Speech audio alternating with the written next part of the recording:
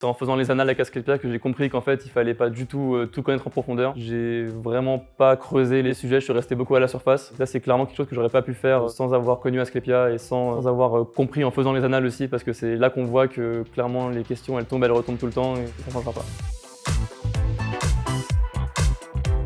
Donc je m'appelle Victor, je suis externe à l'UP et j'ai passé donc l'EDN en octobre 2023.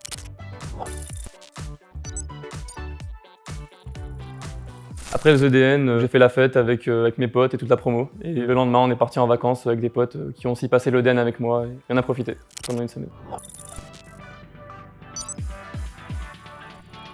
Alors, je commençais mes journées toujours par du cours. Donc je travaillais essentiellement sur les référentiels et parfois sur les fiches Lisa. D'abord, je faisais l'item une première fois, je le faisais quelques jours plus tard. Et à ce moment-là, je l'enquifiais. J'utilisais beaucoup Anki pendant mon année. Par la suite, quand je voulais revoir mon cours, je le revoyais uniquement sur Anki et je n'ouvrais plus du tout le collège de l'item en question. Je faisais également beaucoup les fiches de cours d'Asclepia en faisant l'item et je les mettais bien en gras et je les faisais les plus propres possibles parce que c'était clairement des notions les plus importantes et ce qu'il fallait le mieux savoir. Et chaque soir, je m'entraînais, donc notamment sur les annales. Et je faisais des QCM, des petites sessions de 2-3 heures avant de rentrer chez moi. Je l'ai connu par un pote qui utilisait déjà Asclepia de base et qui m'en a parlé. Il m'a parlé du projet, de la philosophie d'Asclepia, de comment ça fonctionnait, en quoi ça consistait. Et il m'a également montré donc, un DP, on l'a fait ensemble pour voir la plateforme. Et j'ai directement vu donc, la qualité des corrections et de l'interface. Et j'ai été convaincu tout de suite par la plateforme et je l'ai pris directement. J'insistais beaucoup dessus et sinon donc, je m'entraînais régulièrement dessus. D'abord matière par matière pour le premier tour et j'ai ensuite fait un deuxième tour donc année par année en faisant par chaque session et c'est comme ça que j'ai fait jusqu'à la fin en augmentant le rythme d'entraînement avant les ECN et c'est comme ça que je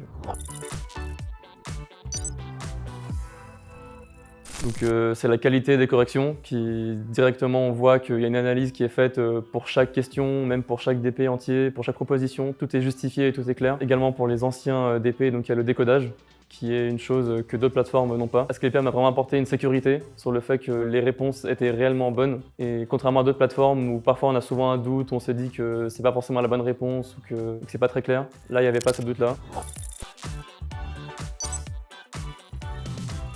Initialement, je travaillais un petit peu comme tout le monde en faisant plein de supports différents, plein d'exercices, mais sans savoir trop où aller, en apprenant un peu tout. Et c'est en faisant les annales à Asclepia que j'ai compris qu'en fait, il fallait pas du tout tout connaître en profondeur. J'ai vraiment pas creusé les sujets, je suis resté beaucoup à la surface. Ça, c'est clairement quelque chose que j'aurais pas pu faire sans avoir connu Asclepia et sans avoir compris en faisant les annales aussi, parce que c'est là qu'on voit que clairement les questions, elles tombent, elles retombent tout le temps et ça changera pas.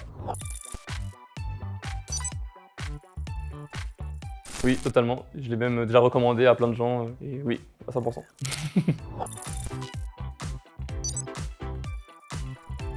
Alors en D3, c'était un peu hétérogène. J'avais à la fois des stages très planques et à la fois très prenants. Ça dépendait vraiment du stage. Et en D3, j'ai essayé plutôt de me planquer parce que c'est quand même important de bien travailler. Je pense que c'est pas en stage qu'on se prépare le mieux pour le concours. Le stage, ça va avant tout être un bon médecin, mais c'est pas là qu'on va apprendre la connaissance pour l'EDN. Et j'ai effectivement eu quelques stages planques et un stage aussi prenant, mais qui m'a beaucoup apporté, ce qui était très transversal et j'ai beaucoup appris. Une fois, j'étais en garde et avec mon interne, donc on voulait commander à manger et on a voulu commander des tacos. Il y a eu une petite embrouille avec l'équipe infirmière parce qu'on pensait qu'elle mangeait avec nous, mais au final non. Résultat, on a dû commander 5 tacos, mais que pour nous deux, parce que personne ne voulait les manger. Donc on a dû manger les 5 tacos à deux. Clairement après ça, on a eu beaucoup de mal à assurer la garde et à aller voir les patients. Je faisais beaucoup de sport, donc 3 par semaine en allant à la salle. Il faut clairement être entouré, avoir des amis sur qui compter, voir des gens. Je pense qu'il ne faut pas travailler seul parce qu'on peut très vite péter un câble au bout d'une semaine. Et oui, il faut voir des gens, bien dormir, faire du sport et tout ira bien. C'est une période où on n'a pas très bien compris les cours et c'est le moment où on revoit tout. Et je pense clairement qu'il ne faut pas faire comme les années précédentes, à faire des longs tours de plusieurs mois sur les collèges. Je pense que moi j'avais Anki pour ça, mais c'est bien de faire des fiches qu'on peut revoir régulièrement. Moi je voyais une matière par jour, mais en les revoyant très très vite. Je ne m'attardais pas du tout sur les détails et les trucs précis. Je pense que ça m'a beaucoup aidé parce que je voyais des gens autour de moi qui ont à peine eu le temps de faire un tour ou deux, que moi j'en ai fait plusieurs et on voit que le concours il est de plus en plus superficiel, même s'il se complique justement par la compréhension et les connaissances sont plus du tout profondes comme avant.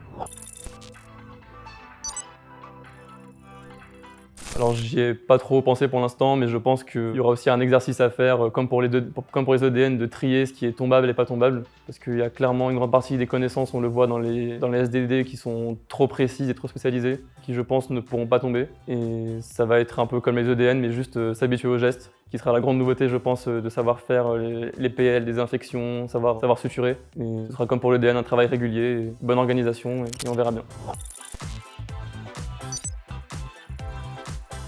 Le manque de liberté, parce que quand on est donc en préparation de l'EDN, on a un calendrier qui est très chargé, très compartimentalisé. On n'a pas d'autre option que de travailler ou de faire ce qu'on devait faire. Et là, ça fait clairement du bien de juste pouvoir être chez soi et ne rien faire du tout. Ou si on veut sortir, on sort, on fait vraiment ce qu'on veut. Et qu'on n'a pas un programme à tenir, un truc à faire, une obligation. C'est ça qui va vraiment pas manquer du tout, je pense.